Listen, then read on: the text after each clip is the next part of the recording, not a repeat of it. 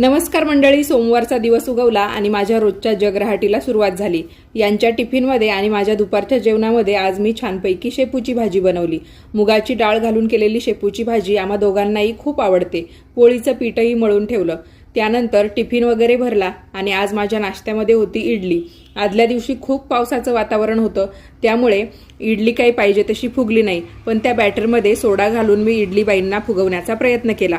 चला, खाण्याजोगी तर झाली होती। इडली बरोबर गरमागरम सांबार आणि खोबऱ्याची चटणी सुद्धा बनवली। अहोंना आज थोडी ऑफिसला जायची घाई होती, मग गरमागरम इडल्या काढायला गेले, त्यामध्ये सांबार आणि चटणी वाढली, पण थोडीशी इडली मला नाही यायचं असं म्हणून त्या भांड्याला चिकटून राहिली। अहो गेले आणि त्यानंतर किचन वगैरे सगळं आवरून काढलं, त्यानंतर उन्हातानाचे कपडे धुवून काढले।